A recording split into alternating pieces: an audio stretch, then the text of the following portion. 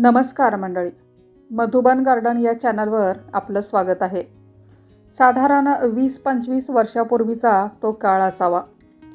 कधी आम्ही आमच्या गावालगतच्या एका शहरातील हॉटेलमध्ये जेवायला जात असो. तेव्हा महाराष्ट्रीयन थाळीसोबत पंजाबी आणि चायनीज पदार्थांचा शिरकाव होऊ लागला होता. तिथल्या हॉटेलमध्ये जेवणासोबत एका वाटीमध्ये लिंबू आणि मिरचीचं लोणचं दिलं जायचं. फारच अप्रतिम चवीचं होतं ते. आंबट, गोड, तिखट अशा संमिश्र चवीचं अफलातून चव होती. ते मला इतकं आवडायचं की बस. मी त्या लोणच्याकडे कित्येक वेळा पाहत विचार करत बसायची की यात काय काय घातलं असेल, कसं बनवलं असेल बरं. हळूच तिथे काम करणाऱ्यांपासून ते मालकापर्यंत सर्वांना विचारलंसुद्धा होतं. ते एवढंच सांगायचे, आम्ही स्वतः बनवतो आणि त्यातला मसालासुद्धा स्वतः तयार करतो.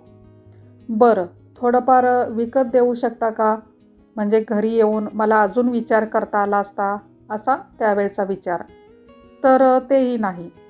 काही केल्या ते लोणचं डोक्यातून जात नव्हतं. नवीन काही दिसलं की ते करून पाहायची हौस दांडगी. त्या काळी जे साप्ताहिक आणि मासिके येत होती त्यातही पाहिलं. पण अशा प्रकारच्या लोणच्याची रेसिपी माझ्या तरी नजरेस पडली नाही. मग माझं मीच विचार करून काहीतरी ठरवलं आणि कामाला लागले. फक्त बदल एवढाच केला की कुठलेही घरचे मसाले न वापरता बाहेरून आणलेला लोणच्याचा मसाला घातला. मस्त झक्कास झालं लोणचं.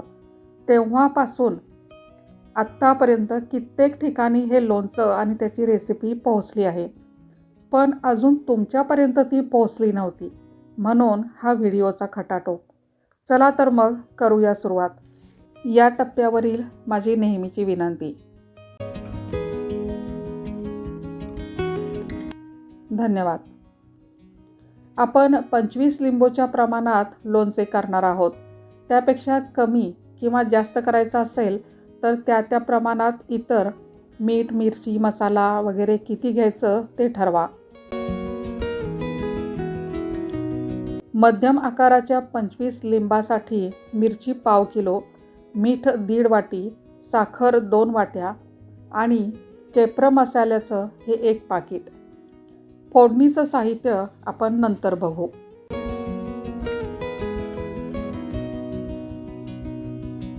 लिंबू घेताना पातळ जाड सालीचे कसेही घ्या. जाड साल असली तर लोणचं मुरायला थोडासा वेळ लागेल एवढंच. पण त्यामुळे चवीत फार काही फरक पडणार नाही. आणि इतक्या वर्षात कितीतरी वेळा मी हे लोणचं केलं आहे. प्रत्येक वेळी पातळ सालीची लिंब आणणार कुठून? जी मिळाली ती घेतली. फक्त ती छान पिवळी धमक पिकलेली असावीत, हिरवट रंगावरची नको, इतकंच. दुसरं, मिरच्या घेताना अशा पोपटी रंगाच्या, कमी तिखट आणि ताज्या असतात त्या घ्या. आता सगळ्यात पहिल्यांदा एका भांड्यात लिंबू बुडतील इतपत पाणी घेऊन ते गॅसवर ठेवा. पाणी अगदी कोमटच घ्यायचं आहे. चुकूनही गरम करू नका. सगळी लिंबे त्या पाण्यात टाका. साधारण 5 मिनिटासाठी हे लिंबू त्या पाण्यातच ठेवायचे आहेत.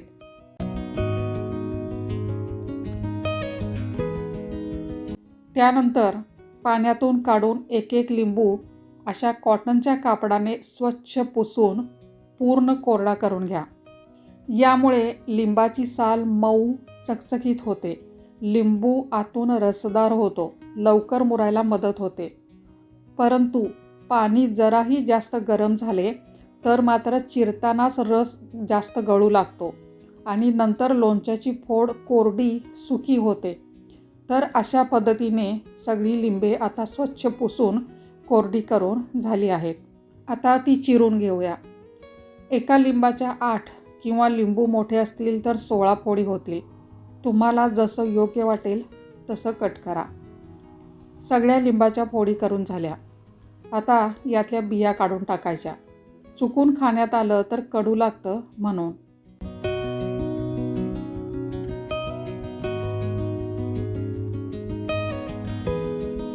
हां, बिया काढण्याचं हे काम फोडी करता करताच लगोलगसुद्धा होऊ शकतं. तुम्हाला जसं सोयीस्कर वाटेल तसं करा.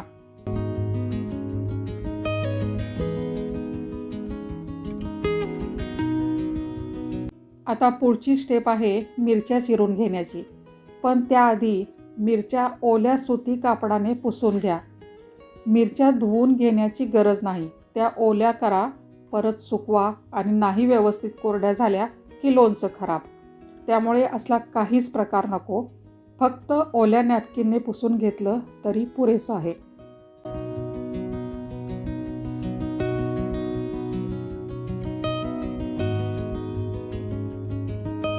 एका ताटात काढून घ्या.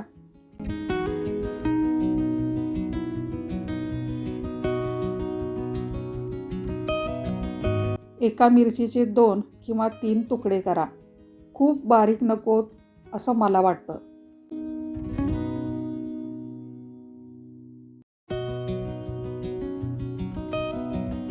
आणखी एक गोष्ट, देठ फक्त अर्धा कापून टाका. सगळा देठ काढण्याची गरज नाही.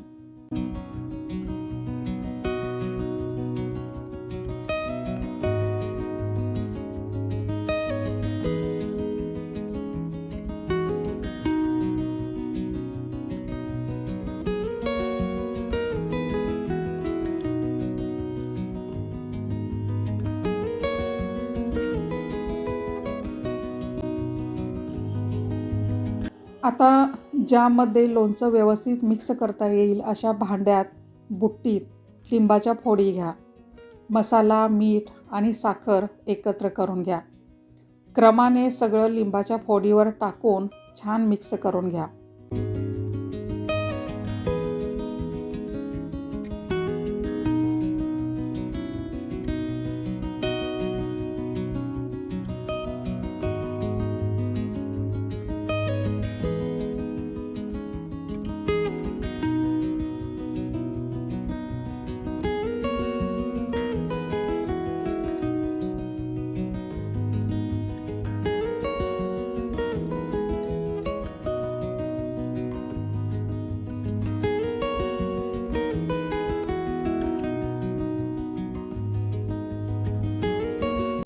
आहाहा, मसाल्याचा काय घमघमाट सुटलाय म्हणून सांगू.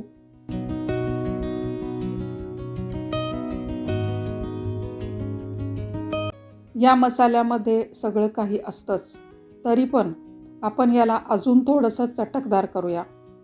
लिंबाच्या लोणच्यामध्ये मोहरीची डाळ छान लागते.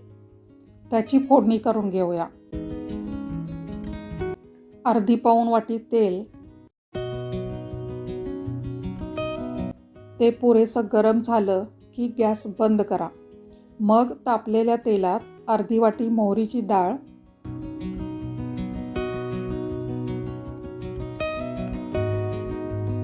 ती थोडीशी भाजून घ्या.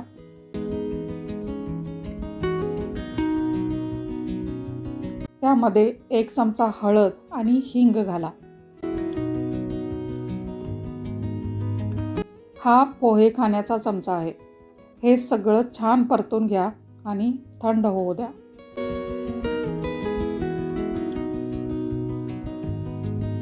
तेल पुरेसं थंड झालं की लोणचं आणखी एकदा व्यवस्थित हलवून खालीवर करून घ्या आणि त्यात हे तेल घाला.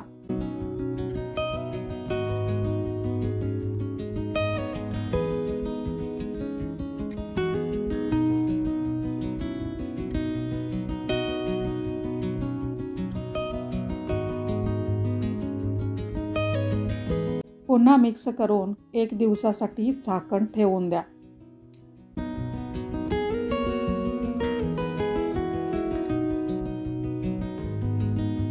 चोवीस तासानंतर साखर आणि मीठ पूर्ण विरघळल्यावर ते असं दिसेल.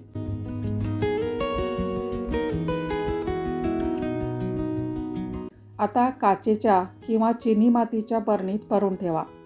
लोणचं करताना कुठेही पाण्याचा हात लागू नये किंवा त्यासाठी वापरत असलेल्या वस्तू ओलसर असू नयेत याची काळजी घ्या. नाहीतर लोणचं खराब होऊ शकतं. त्यासाठी बरणी स्वच्छ धुवून कोरडी करून उन्हात वाळवून घ्यावी आणि मगच त्यात लोणचं भरून ठेवावं. 25 वर्षाच्या अनुभवानंतर मी मीठ आणि साखरेचं सांगितलेलं प्रमाण बरोबर आहेच, पण तरीही कदाचित लिंबू खूप आंबट किंवा मिरची जास्त तिखट असेल तर लोणचं सहन न होण्याइतपत आंबट किंवा तिखट वाटू शकते. तर अशा वेळी एखादा चमचा मीठ घालू शकता. साधारण 10 ते 15 दिवसांनी हे लोणचं मुरतं. मग खायला वापरू शकता. वर्षभर टिकते की नाही हे माहीत नाही, कारण आजपर्यंत तेवढा वेळपर्यंत कधी शिल्लकच राहिलं नाही. तुम्हीही अशा पद्धतीने लोणचं करून पहा, नक्कीच आवडेल. धन्यवाद.